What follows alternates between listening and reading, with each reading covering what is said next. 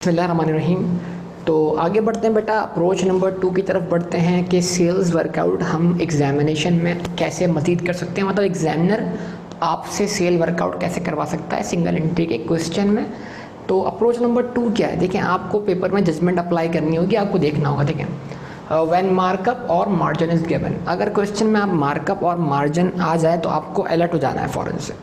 मतलब अलर्ट होने का मतलब क्या है, आपको ये क्लियर हो जाना चाहिए कि देखिए मार्कअप और मार्जिन का यूज़ क्या है। या तो मार्कअप और मार्जिन जो है वो सेल से कॉस्ट ऑफ सेल निकालने के काम आएगा, या कॉस्ट ऑफ सेल से सेल निकालने के काम आएगा। इन दो में से किसी एक यूज़ में आपके सामने मार्कअप और मार्जिन का यूज़ होगा ऑब्वियसली एग्जामिनेशन में। तो अब स्टूडेंट्स जो है वो इस मामले में अनक्लियर होते हैं कि भाई मार्कअप और मार्जिन का असल में सही यूज़ क्या है। तो अच्छी तरह इसको आप समझ लें। पहले जर्नल यूज़ की बात कर लेते हैं, फिर स्पेसिफिक मुख्तलिफ इसके एस्पेक्ट्स हम देख लेंगे। मिसाल के तौर पर जनाब, व्हेन मार्कअप और margin is given and cost of sale is also given, या तो कॉस्ट ऑफ सेल आपको गिवन दी है लेकिन इतना आसान नहीं कि कॉस्ट ऑफ सेल गिवन दी है आपको, और कैन बी कैलकुलेटेड, हो सकता है कि आपको किसी और रास्ते से कॉस्ट ऑफ सेल को कैलकुलेट करना पड़ जाए। Then sales can be calculated through cost of sales by applying markup और मार्जिन। तो मतलब फिर आप कॉस्ट ऑफ सेल को कन्वर्ट करते हैं किसमें, सेल्स में, मार्कअप या मार्जिन अप्लाई करके। तो इस केस में आपका मार्कअप और मार्जिन का कॉन्सेप्ट बहुत स्ट्रांग होना चाहिए, उसमें कोई आप गलती ना करें बराए मेहरबानी।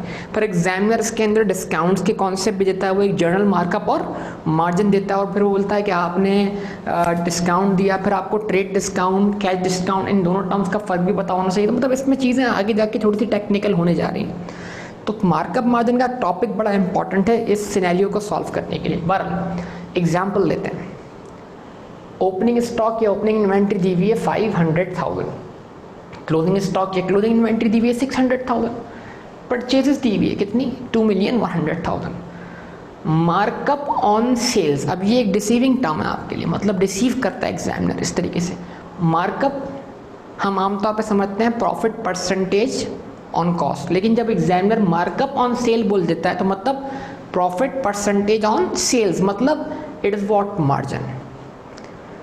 तो उसके बाद मार्जिन ऑन कॉस्ट एग्जामिनर ने फिर रिसीव किया, मार्जिन ऑन कॉस्ट बोल दिया, तो लफ्ज़ मार्जिन हम समझते हैं प्रॉफिट परसेंटेज ऑन सेल्स है, लेकिन जब उसने मार्जिन के आगे लफ्ज़ जोड़ दिया कॉस्ट, तो इसका मतलब क्या हुआ कि ये प्रॉफिट परसेंटेज ऑन कॉस्ट है, यानी कि इन रियलिटी ये मार्कअप है।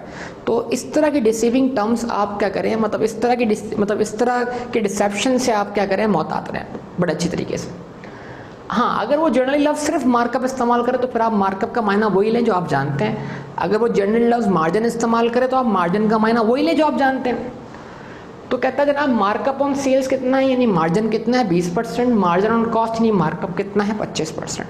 तो दोनों का अलग अलग यूज़ है। पहले आप क्या करें, हो सकता है एक वक्त में दोनों गिवन हो सकता है दोनों में से कोई एक आपको गिवन दिया हो। बहरहाल तो इन्वेंट्री अकाउंट बनाकर हम क्या कर सकते हैं, कॉस्ट ऑफ सेल वर्कआउट कर सकते हैं। देखें, आप डेटा को एनालाइज करें तो आप इस बात को बड़े अच्छी तरीके से समझ सकते हैं कि इन्वेंट्री अकाउंट बनाकर हम कॉस्ट ऑफ सेल फाइंड कर सकते हैं। कैसे, ये आपकी ओपनिंग इन्वेंट्री है। अगर ये ओपनिंग इन्वेंट्री है, इतने से स्टॉक आपका क्या हो रहा है, इंक्रीज हो रहा है, तो इट मीन्स दैट साल के स्टार्ट पे स्टॉक आपके पास मौजूद था कितने से, 5 लाख से। साल के दरमियान आपका स्टॉक लेवल इंक्रीज हुआ 2,100,000 से। तो इसका मतलब क्या हुआ, आपके पास साल भर स्टॉक कितना रहा, 2,600,000। और अगर आपके पास 2,600,000 में से साल के एंड पर 600,000 का स्टॉक बचा हुआ है, तो फिर बाकी स्टॉक कहाँ गया, ऑब्वियसली बाकी स्टॉक क्या हो गया, सोल्ड हो गया। तो यही तो आपकी कॉस्ट ऑफ सेल्स। तो आप बेहतर है जब भी आप सिंगल एंट्री का क्वेश्चन सॉल्व कर रहे हो तो आप सिस्टम परपेचुअल वाला अज्यूम करें। भले एग्जामिनर ने टर्म कौन सी इस्तेमाल की हो, परचेजेस, लेकिन आप ओपन करें इन्वेंट्री अकाउंट, उससे आपको बहुत फ़ायदा होगा। मतलब आगे चल के और टेक्निकल सिनेरियोज भी सॉल्व करना आपके लिए आसान हो जाएंगे। तो जब भी प्रॉब्लम आपको दी जाए तो आप सिस्टम कौन सा यूज़ करें, परपेचुअल, यानी कि आप अकाउंट ओपन खोल, भले लफ्ज़ उसने परचेज इस्तेमाल कर लिया, इससे कोई फ़र्क नहीं पड़ता।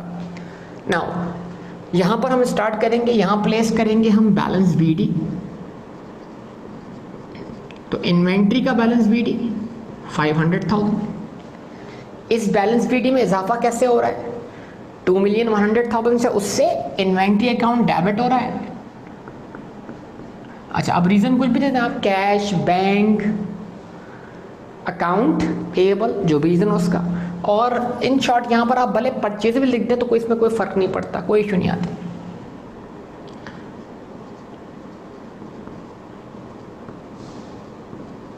लेकिन अगर आप प्रॉपर एंट्री बनाएंगे तो प्रॉपर एंट्री इन्वेंट्री डेबिट है, कैश या बैंक क्रेडिट है। प्रॉपर एंट्री क्या है? इन्वेंट्री डेबिट है, अकाउंट पेएबल या क्रेडिट। तो अगर प्रॉपर परपेचुअल सिस्टम फॉलो करें तो कोई इशू नहीं। लेकिन अगर एग्जामिनर ने टर्म परचेज इस्तेमाल किया तो आप परचेज टर्म वहाँ लिखकर, यानी मतलब मकसद ये होगा कि बस इन्वेंट्री लेवल में इतने से क्या हुआ, इजाफा हुआ। ठीक है जी। अच्छा, उसके बाद इन्वेंट्री का बैलेंस शीट रख दीजिए यहाँ पर। बैलेंस शीट कितना आ रहा है? 600 टोटल कर लीजिए। और इस अकाउंट में कोई और चीज़ तो नहीं है, कोई लॉस तो नहीं है, कोई शॉर्टेज तो नहीं है, कोई एबनॉर्मल लॉस तो नहीं है, कोई नॉर्मल लॉस तो नहीं है। इस तरह की चीज़ें भी आगे चल के आपको फेस करनी पड़ेंगी बहरहाल। तो इस अकाउंट में से आप वर्कआउट कर लीजिए कॉस्ट ऑफ सेल्स। जब आप वर्कआउट करेंगे तो कॉस्ट ऑफ सेल्स आपको मिल जाएगी बतौर बैलेंसिंग फिगर कितने से? 2 मिलियन से। इसका मतलब क्या हुआ?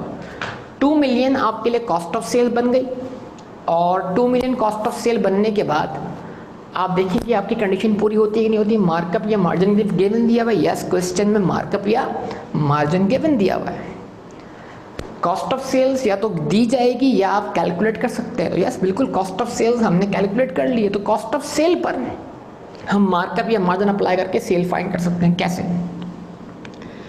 सेल्स आप कैसे फाइंड करें? अगर आप अप्लाई कर रहे हैं मार्कअप, तो मार्कअप के जरिए आप सेल कैसे फाइंड करेंगे? आप सब जानते हैं मार्कअप में बेस वैल्यू 100% वैल्यू हम किसको मानते हैं? कॉस्ट को मानते हैं। तो इसका मतलब क्या हुआ? 2000 आपके पास क्या है? कॉस्ट है, और cost in case of markup 100% के बराबर है। तो आप इसको डिवाइड बाय 100 करें। अब आपको क्या चाहिए? सेल्स चाहिए। सेल्स जो है वो क्या है? कॉस्ट से कितनी अबव है? कॉस्ट से 25% अबव है। तो अगर सेल कॉस्ट से 25% अबव है तो सेल क्या हुई? 100 + 25 यानी कि 125%। तो डिवाइडेड बाय 100 मल्टीप्लाइड बाय 125, आपको आंसर मिल जाएगा यहाँ पर 2,500,000।